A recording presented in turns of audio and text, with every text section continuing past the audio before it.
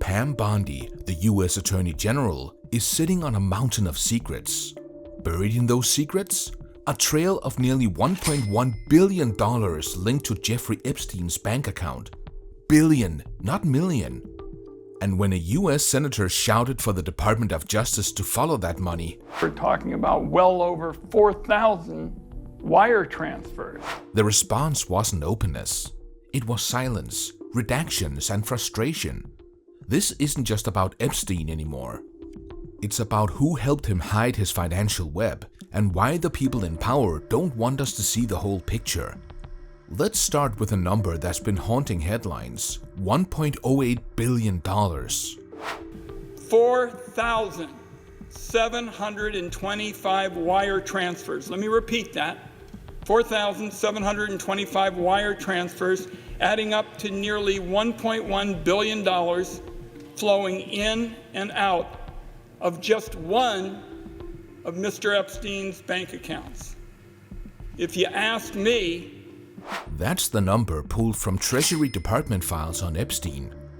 Senator Ron Wyden revealed on the Senate floor that these records show 4,725 wire transfers connected to Epstein's accounts between 2003 and 2019. Think about that. Thousands of wires flowing through one man's bank account. A man who wasn't running a major company, wasn't a hedge fund genius, and had already been branded a sex offender. Yet money continued to flow in and out of his accounts like clockwork.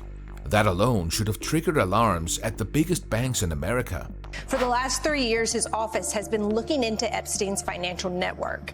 They found that filings by 4 big banks flagged more than $1.5 billion in transactions, including thousands of wire transfers for the purchase and sale of artwork for rich friends. Then there were fees paid to Epstein by wealthy individuals and payments to numerous women around the world. And those banks knew. Suspicious activity reports, known as SARs, were filed years later. In some cases, payments worth hundreds of millions weren't flagged until 7 years after the fact. Banks like JP Morgan, Deutsche Bank, and Bank of America all had ties to Epstein's finances. Wyden's warning was simple. Follow the money and you'll find out how Epstein was able to fund his empire of abuse long after the world already knew who he was. But here's where the story takes its sharp turn. Those files weren't just sitting on some dusty shelf. They landed directly with the Justice Department. And the Attorney General at the center of it all? Pam Bondi. She promised transparency.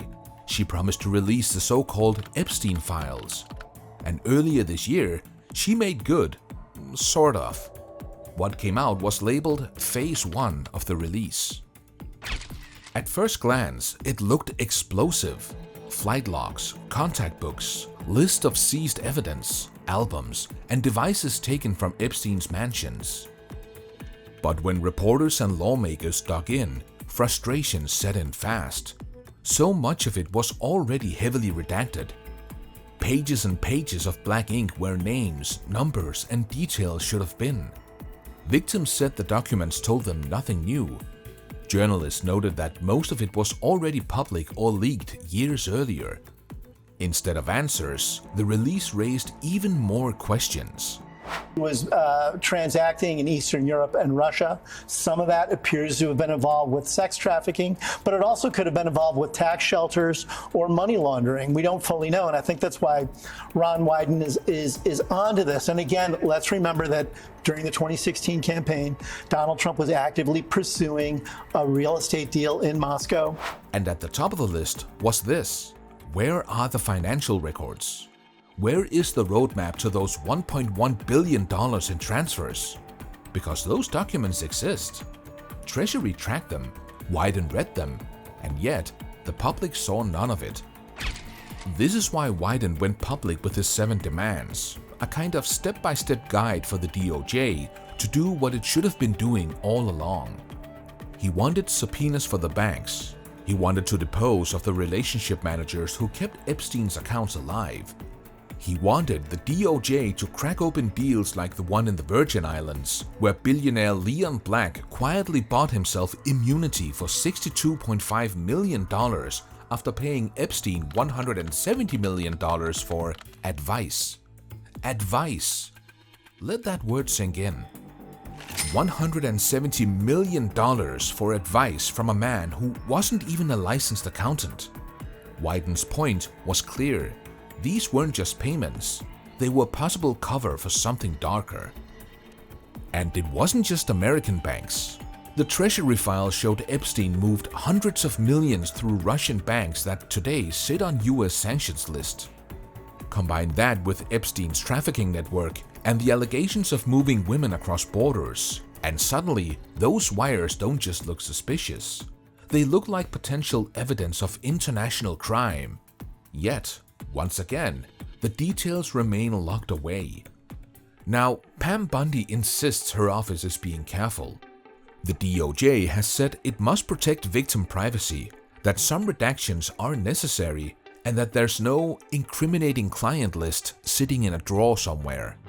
In July, the DOJ even put out a statement claiming it found no credible evidence of Epstein blackmailing powerful people.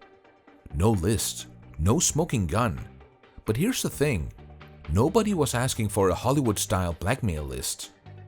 They were asking for financial truth, for the receipts, for the paper trail that shows where Epstein got his money and how so many institutions let him move it around with impunity. So when Bondi's team handed out Phase 1, people felt played. Sure, there were flat logs. Yes, there was a contact book with redacted masseuse lists. But the billion-dollar question? Still sealed. And that brings us back to the optics. Why release documents everyone has seen before while keeping the most damning ones out of sight?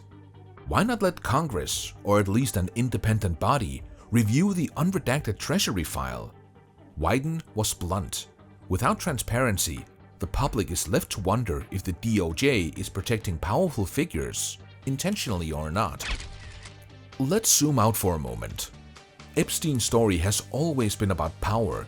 He collected it, he abused it, and he shielded himself with it. The same networks that gave him influence in New York and Palm Beach are now clouding the truth years after his death. And when the nation's top law enforcement office, led by Pam Bondi, filters that truth through layers of black ink, suspicion only grows. Consider how this appears to the victims. For them, this isn't politics. It's about justice. It's about understanding how their abuser could keep getting richer, keep flying across the world, and keep operating even after a sex crime conviction. Those financial wires hold answers.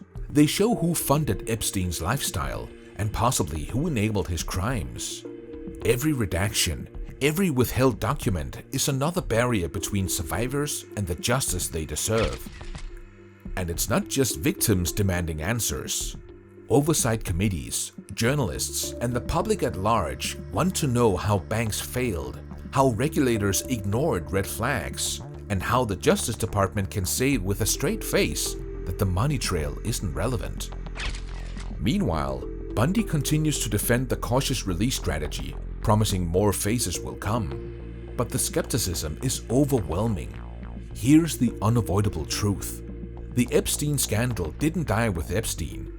His death left a vacuum filled with conspiracy theories, half-truths, and unanswered questions. And instead of putting those to rest, the DOJ's selective transparency has poured gasoline on the fire. Which brings us right back to the title of this story, Pam Bondi Exposed. Not because she openly admitted wrongdoing. However, because the act of hiding, keeping the most vital records under wraps, has become its own scandal. A scandal of omission.